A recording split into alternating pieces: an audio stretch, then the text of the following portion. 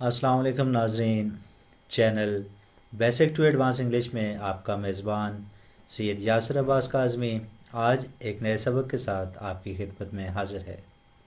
इससे पहले कि मैं अपने आज के मौजू की तरफ बढ़ूँ, मेरी रिक्वेस्ट है उन तमाम व्यूवर्स से कि जिन्होंने मेरा चैनल अभी तक सब्सक्राइब नहीं किया तो अभी मेरे चैनल पर विज़िट करें और सब्सक्राइब करें, और हाँ, साथ बेल आइकन को दबाना न भूलें ताकि मेरी हर नई आने वाली वीडियो का नोटिफिकेशन आप तक आसानी से पहुंच सके। तो मज़ीद वक्त ज़ाया किए बिना चलते हैं अपने आज के लेक्चर की जानिब। तो हमारा आज जो लेक्चर नंबर 35 है मुश्तमिल होगा एक्टिव एंड पैसिव वॉइस पर, और उसके अंदर कुछ मंदरजा झैल चीज़ें हम डिस्कस करेंगे। तो एक नज़र उन चीज़ों पे। इसमें हम सबसे पहले स्ट्रक्चर ऑफ पैसिव वॉइस को डिस्कस करेंगे, उसके बाद list of auxiliaries for respective tense होगी, उसके बाद example of present continuous, simple, negative, positive interrogative and negative interrogative sentences होंगे। इसी तरह example of past continuous, simple, negative, positive interrogative and negative interrogative sentences होंगे, और आखिर में examples of future perfect, simple, negative, positive interrogative and negative interrogative sentences होंगे। इसके बाद हम इसकी स्ट्रक्चर को देखते हैं। तो स्ट्रक्चर इससे पहले भी हम जो 3 वीडियोस बना चुके हैं उनमें डिस्कस कर चुके हैं, लेकिन मज़ीद आपकी याद दहानी के लिए यहाँ पर एक दफ़ा फिर इनको डिस्कस किया जाता है कि पैसिव वॉइस की स्ट्रक्चर क्या है। तो इसकी स्ट्रक्चर कुछ यूँ है कि object plus be verb plus third form of verb plus by plus agent. अब बी वर्ब क्या है, वो फर्स्ट, सेकंड, थर्ड और फोर्थ फॉर्म है, और अगर इसके साथ अगर फर्स्ट फॉर्म है तब हम फ़िक्रे के अंदर यानी उसकी जो प्रिंसिपल वर्ब है वो फर्स्ट फॉर्म है तो हम बी का इस्तेमाल करेंगे, सेकंड है तो हम वाज वर्ब का इस्तेमाल करेंगे, और अगर थर्ड फॉर्म है तो हम बीन का इस्तेमाल करेंगे, और अगर फोर्थ फॉर्म है तो हम उसके साथ आईएनजी का इजाफा करेंगे। अब आईएनजी का इजाफा आपको पता है कि हमेशा फर्स्ट फॉर्म के साथ होता है, तो फर्स्ट यानी बी प्लस आईएनजी यानी बीइंग का इस्तेमाल करेंगे, और अगर इसका जो केस है वो प्रेजेंट केस होगा यानी इनडेफिनेट होगा तब हम क्या करेंगे, सॉरी अगर प्रेजेंट केस होगा तब हम इसमें इज एम आर का इस्तेमाल करेंगे।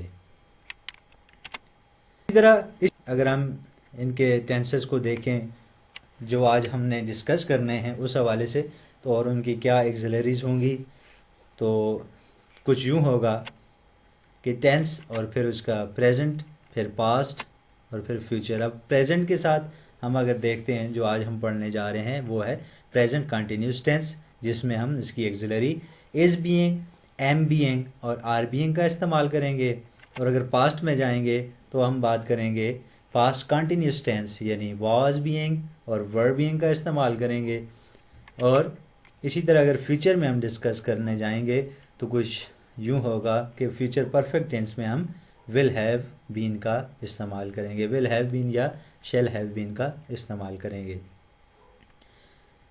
वो मुनसर करता है उसके सब्जेक्ट पे कि उसके साथ क्या आएगा। अब सब्जेक्ट यहाँ पे चूँकि ऑब्जेक्ट जो होता है वो हमारा सब्जेक्ट होता है तो उसके साथ हमने विल या शेल का इस्तेमाल करना है। अब इसकी स्ट्रक्चर आपके जहनों में बैठ चुकी होगी कि object plus be verb plus third form of verb plus by plus agent. अब first, second, third, fourth form जो होगी उसकी उस हिसाब से चलेंगे, यानी बी उसकी प्रेजेंट जो केसेस हैं उसमें इज़ एम आर, और उसके अलावा अगर सेकंड फॉर्म इस्तेमाल की है तो उसमें हम वाज वर्ब का इस्तेमाल करेंगे, और थर्ड अगर उसकी फॉर्म इस्तेमाल की गई है तो उसमें हम बीन का इजाफा कर देंगे, और अगर फोर्थ फॉर्म है तो हम बी के साथ आईएनजी का इजाफा कर देंगे। अब चलते हैं इसकी एग्जांपल पे। तो example of present continuous tense.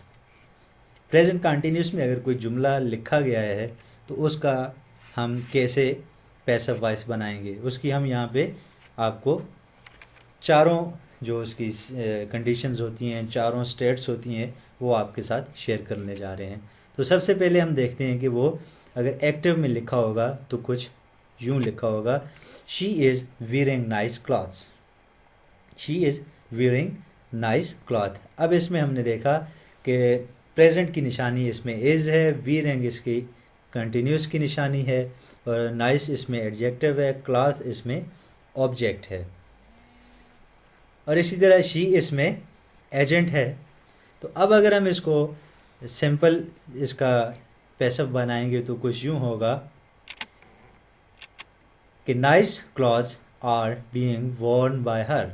अब यहाँ चूँकि नाइस क्लॉथ जो इसका ऑब्जेक्ट था वो यहाँ पे शिफ्ट हो गया किसकी जगह जी, सब्जेक्ट की जगह, यानी यहाँ ये जो शी एजेंट था इसको यहाँ से ख़त्म करके हम आगे ले गए, क्योंकि इसकी जो इम्पोर्टेंस थी वो लेस थी।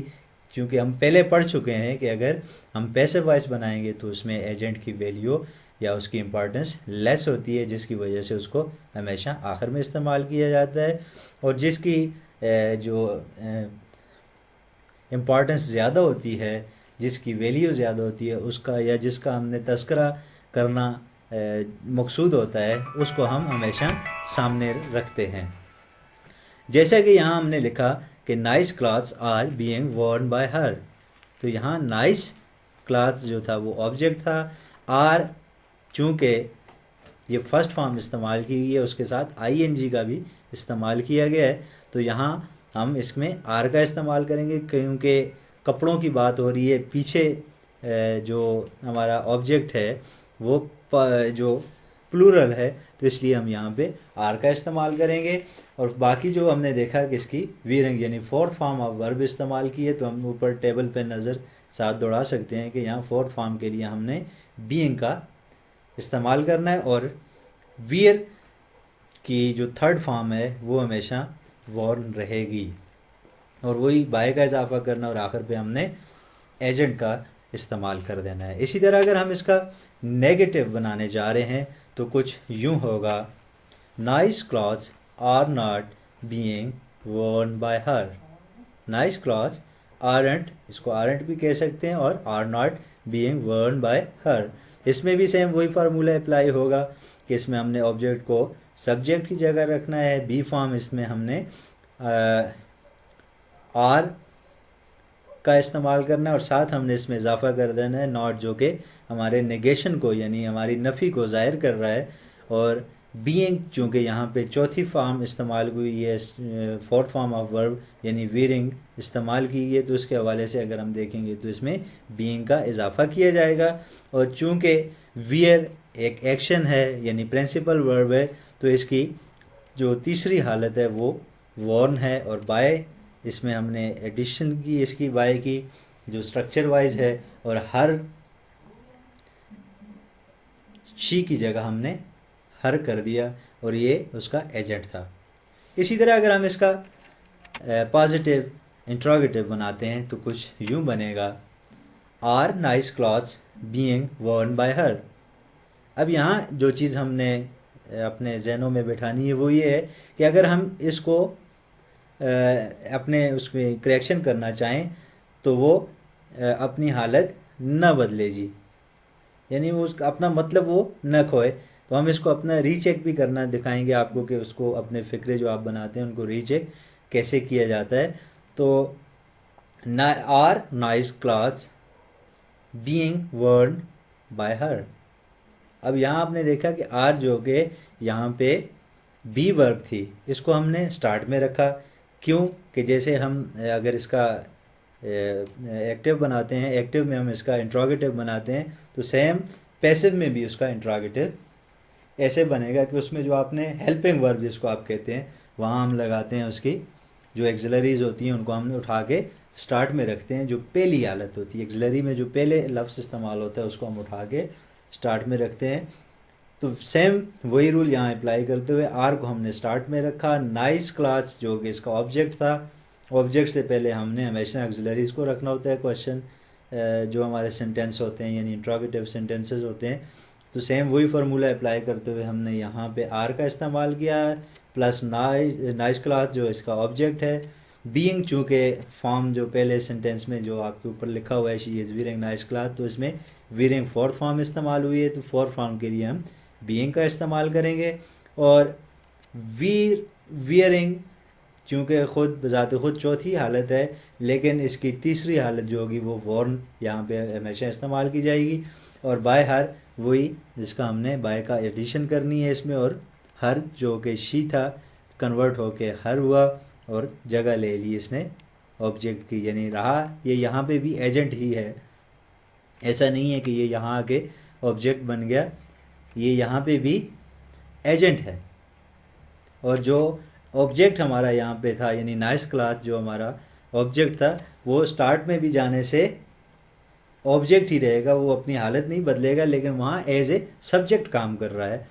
तो वो क्या होगा जी, वहाँ पे ऑब्जेक्ट हमारा एज ए सब्जेक्ट होगा। और अगर यहाँ पे हमारा हर जो यहाँ पे आया ये एज ए एजेंट ही है, लेकिन यहाँ इसकी वैल्यू कम है। वहाँ जो हमने स्टार्ट में देखा तो वहाँ इसकी वैल्यू ज़्यादा है, यानी she is wearing nice clothes, तो यहाँ शी पे जोर दिया गया है।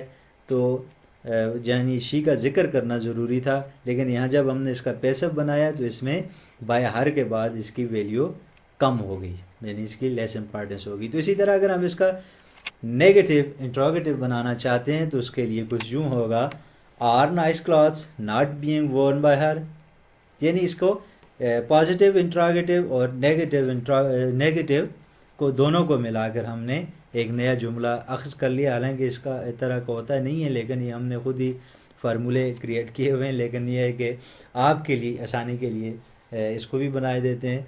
तो ये दोनों के मजमुआ जो है उसको हम नेगेटिव इंट्रोगेटिव भी कहते हैं, जो वो बनेगा are nice clothes not being worn by her.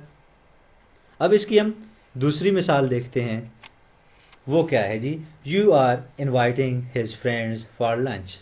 You are inviting his his friends for lunch. तो अब अगर हम इसका सिंपल बनाते हैं तो कुछ यूँ होगा, his friends are being invited for lunch by you. अब यू हमेशा यू ही रहेगा, ये अगर शुरू में एज ए एजेंट इस्तेमाल हुआ है तो ये आगे भी जाके एजेंट होगा, लेकिन यहाँ इसकी वैल्यू थोड़ी कम हो गई, इसलिए इसको हमने आखिर पे रखा। तो अब यहाँ पे हिज जो कि सॉरी यहाँ पे हमने हिज का इस्तेमाल किया, तो his friends are being invited for lunch, तो ये यहाँ पे ऑब्जेक्ट हमारे पास आया his friends for lunch, his friends are being invited for lunch. तो नेक्स्ट अगर इसको हम नेगेटिव में करते हैं तो कुछ यूँ होगा, his friends are not being invited for lunch by you. इसी तरह अगर हम इसका इंट्रोगेटिव बनाते हैं तो कुछ यूँ होगा, are his friend being invited for lunch by you. और अगर इसका नेगेटिव इंट्रोगेटिव बनाते हैं तो कुछ यूँ होगा, are his friends not being invited for lunch by you. उम्मीद करता हूँ कि आपको प्रेजेंट कंटिन्यूस की जो पैसिव वॉइस हैं उनको तब्दील करने का स्ट्रक्चर, उनकी मिसालें, उसका मेथड आपको समझ आ गया होगा। तो नेक्स्ट बढ़ते हैं जी अपनी अगली स्लाइड पे, कि जो पास्ट कंटिन्यूस पर मुश्तमिल है।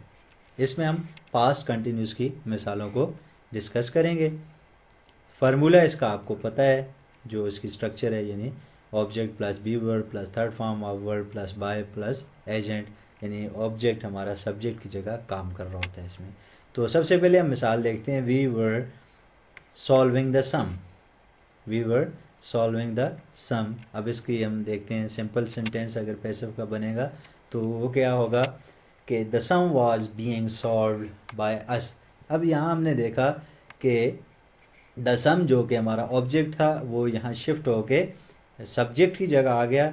अब बी फॉर्म इसमें हमने, क्योंकि बात किसकी हो रही है जी, पास्ट की हो रही है, यानी वर इस्तेमाल किया गया है, तो यहाँ चूँकि सम सिंगुलर है तो हमने यहाँ वाज इस्तेमाल करना है। और चूँकि सॉल्विंग फोर्थ फॉर्म है तो यहाँ हमने बीइंग का इस्तेमाल करना है, और साथ सॉल्व फोर्थ फॉर्म है तो इसकी थर्ड फॉर्म सॉल्व्ड होगी, और वी कन्वर्ट होके अस में बदल जाएगा। इसी तरह अगर हम इसका नेगेटिव बनाते हैं तो कुछ यूँ होगा, the sum was not being solved by us. The sum was not being solved by us. अब यहाँ हमने जो बी वर्ब है और उसके साथ जो हमने फोर्थ फॉर्म के लिए जो एक्सिलरी इस्तेमाल करते हैं उसके दरमियान में नॉट का इजाफा कर देना है। यानी जो ऑब्जेक्ट है उसके बाद हमने be verb plus not plus being, यानी जो फिर दोबारा बी वर्ब की चौथी हालत है उसका इस्तेमाल करना है, और उसके साथ साथ हमने जो नेक्स्ट हमारी थर्ड फॉर्म आएगी उसको लिखना है, और आखिर पे हमने एजेंट यानी जो कि यहाँ पे अस है उसका इस्तेमाल करना है। अगर हम इसका पॉजिटिव इंट्रोगेटिव बनाते हैं तो कुछ यूँ होगा, was the sum being solved by us question mark. अब यहाँ पे चूँकि ऊपर अगर आप देखें तो हमने द सम के बाद वाज इस्तेमाल किया था, तो अब हमने वाज को द सम से पहले इस्तेमाल करना है, क्योंकि द सम हमारा सिंगुलर है तो इसलिए वाज इस्तेमाल हुआ। अगर प्लूरल होता तो यहाँ हम वर करते, लेकिन यहाँ जो इस्तेमाल किया गया है वो द सम है, तो द सम सिंगुलर है तो हमने इसके लिए वाज इस्तेमाल किया। वाज जो इसकी एक्सिलरी बी वर्ब की एक्सिलरी थी, वो जो पास्ट की यानी सेकंड फॉर्म की, वो हमने यहाँ पे यानी स्टार्ट में ले आए उसको, यानी सब्जेक्ट यानी जो ऑब्जेक्ट था यानी सब्जेक्ट उससे पहले हम ले आए, प्लस हमने इसकी चौथी हालत यानी बीइंग का इस्तेमाल किया और वर्ब की तीसरी हालत जो सॉल्व्ड है उसका इस्तेमाल किया। तो was the sum being solved by us. और इसी तरह अगर हम इसका नेगेटिव इंट्रोगेटिव बनाते हैं तो वो कुछ यूँ होगा, was the sum not being solved by us. अब वही जो ऊपर हमने देखा इंट्रोगेटिव के लिए कि वाज हमने सेम उसी कंडीशन पे रखना है, और उसके साथ द सम जो ऊपर से नीचे तक आ रहा है, द सम चूँकि सिंगुलर है इसलिए वाज का हमने इसके साथ इजाफा किया। अब चूँकि नेगेटिव में आप देखें तो वाज के फ़ौरन बाद हमने नॉट का इस्तेमाल किया, तो वाज हमारा वहाँ चला गया, तो पीछे जो बचा हमारे पास नॉट बीइंग बचा था, तो वो हमने यहाँ लिख देना है, was the sum not being solved by us. अगर इसकी हम दूसरी मिसाल देखें तो दे वर लाफिंग एट मी। अब यहाँ जो लाफिंग इस्तेमाल किया गया है, लाफिंग एट, तो ये एक फ्रेज़ है। ये दोनों लाफिंग और एट अलग अलग नहीं है, बल्कि ये एक साथ हैं, एक ही मतलब बयान करते हैं, दोनों का एक ही मकसद है, यानी ये दोनों का एक साथ होना के लिए ज़रूरी है। तो इसको अगर हम पैसिव में कन्वर्ट करते हैं तो इसका सिंपल सेंटेंस कुछ यूँ होगा, I was being laughed at by them. I was being laughed at by them. अब laughed at आप सोच रहे होंगे कि इसने यहाँ at को इसके साथ क्यों रखा, तो मैंने पहले कहा कि ये laughed at जो है ये एक ही है, ये दोनों मिला के एक माना बनाते हैं। अब इसका अगर हम नेगेटिव बनाते हैं तो कुछ यूँ होगा, I was not being laughed at by them। और अगर इसका हम इंट्रोगेटिव यानी पॉजिटिव इंट्रोगेटिव बनाएंगे तो कुछ यूँ होगा, was I being laughed eight bye them question mark. और इसी तरह अगर हम इसका नेगेटिव इंट्रोगेटिव बनाएंगे तो कुछ यूँ होगा, was I not being laughed eight bye them. तो इसके साथ हमारी ये वाली स्लाइड यानी पास्ट कंटिन्यूस टेंस भी अख्ताम को पहुंचा। अब हम बढ़ते हैं अपने नेक्स्ट एग्जाम्पल पे, जो कि मुश्तमिल होगी फ्यूचर परफेक्ट पे। चूँकि फ्यूचर का कंटिन्यूस और परफेक्ट कंटिन्यूस ये दो टेंस फ्यूचर के पैसिव में कन्वर्ट नहीं होंगे, इसलिए हमने डायरेक्ट इसकी फ्यूचर परफेक्ट पे आ गए। अब उसके लिए हमारे पास जो मिसाल है उसको हम देख लेते हैं कि they will pass the exam. They will pass the exam.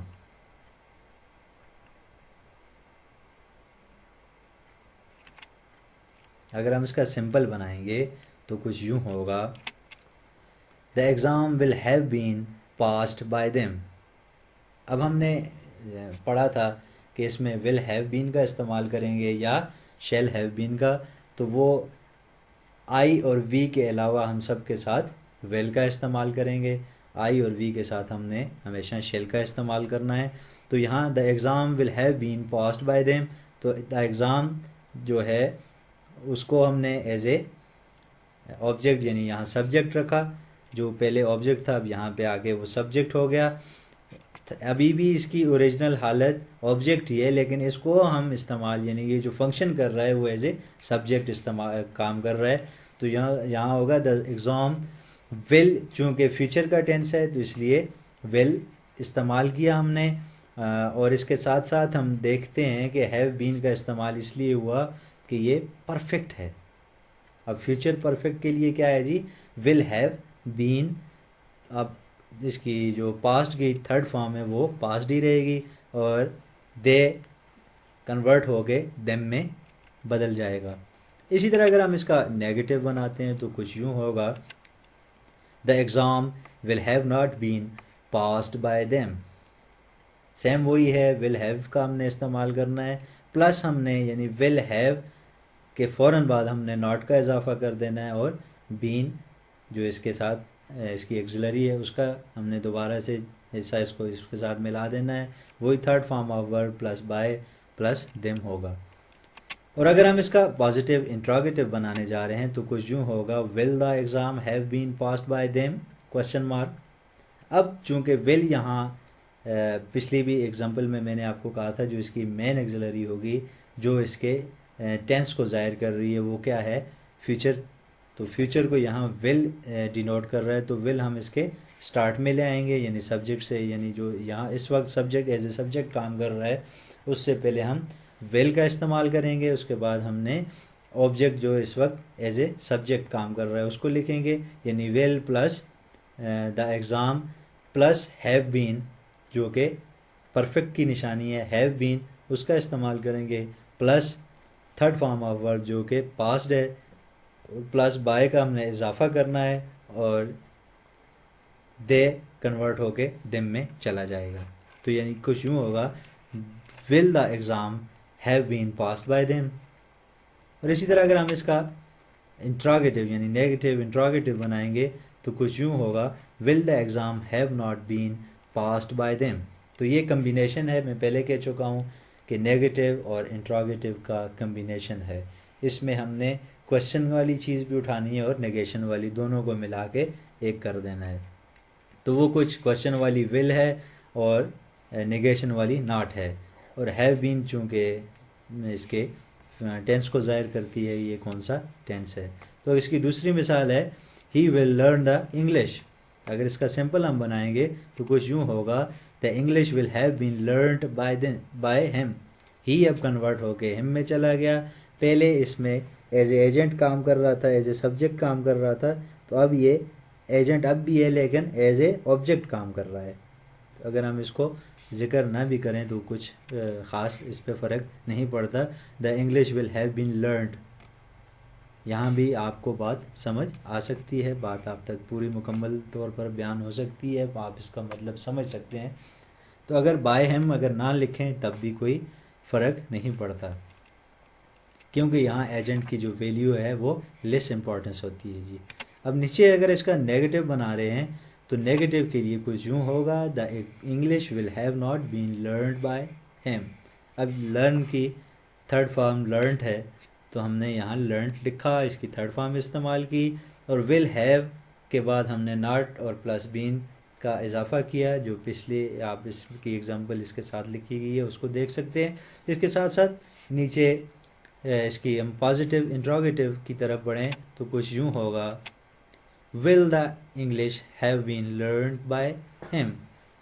Will the English will have been learned by him, यानी यहाँ पे हमने जो इसकी एक्सिलरी जो फीचर की एक्सिलरी थी उसको हमने उठा के स्टार्ट में ले आए, यानी जो सब्जेक्ट है उससे पहले जो एक्टिंग सब्जेक्ट है, जो एक्टिंग सब्जेक्ट, तो इसमें कोई मज़ायका नहीं कि हम अगर इसको एक्टिंग सब्जेक्ट कहें, तो एक्टिंग सब्जेक्ट से पहले हमने विल का इस्तेमाल किया और एक्टिंग सब्जेक्ट के बाद हमने हैव बीन का इस्तेमाल करके आखिर में वही third form of verb plus by plus agent. और अगर इसका हम नेगेटिव इंट्रोगेटिव बनाते हैं तो वो कम्बिनेशन होगा नेगेटिव प्लस पॉजिटिव इंट्रोगेटिव का।